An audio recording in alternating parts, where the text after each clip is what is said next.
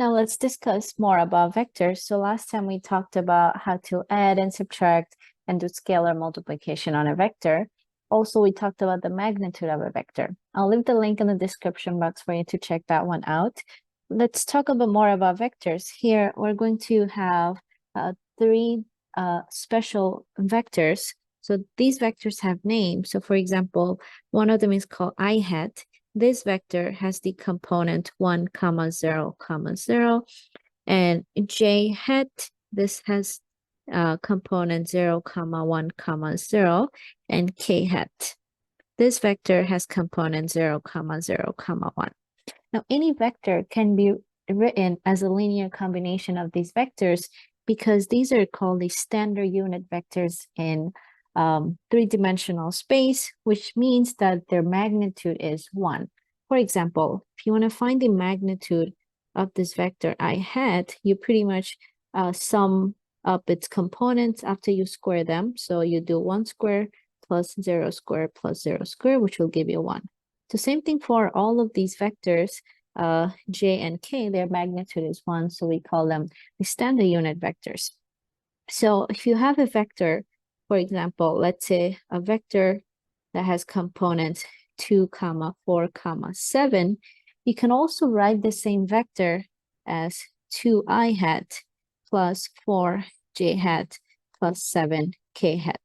That's another way to also express a vector. So like I said earlier, these are unit vectors, meaning their magnitude is 1. So if you have a vector, so let's go ahead and write that down quickly. So a unit vector is a vector with magnitude 1.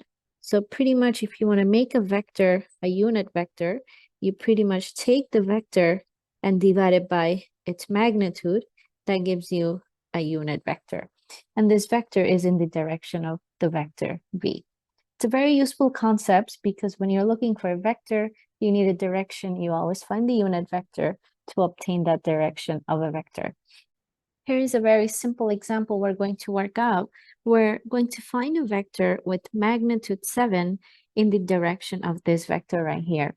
Now, this vector can also be written component-wise, such as 12, because that's with I, so that's the x component. There's no j, so j component will be 0, meaning the y component, and k is -5. So you can also write the vector this way. So if I want to find a vector, let's say, let's call it U is a vector I'm looking for, I'm going to need the magnitude of this vector times the direction. And the direction we're going to use is the unit vector. So unit vector in the direction of vector v. So for direction, we're going to take this vector v divided by its magnitude. So that's how we get the direction. And this new vector we're creating, it has magnitude 7. So I can simply put that here for the magnitude. So first, let's find what the magnitude of this vector v is. So the magnitude of this vector v, so like I said, you can put a single vertical bar, or you can also put double vertical bar to denote the magnitude of a particular vector. This is simply the square root of 12 squared plus 0 squared plus -5 squared. And that will give us the square root of 144 plus 25, which will be 13.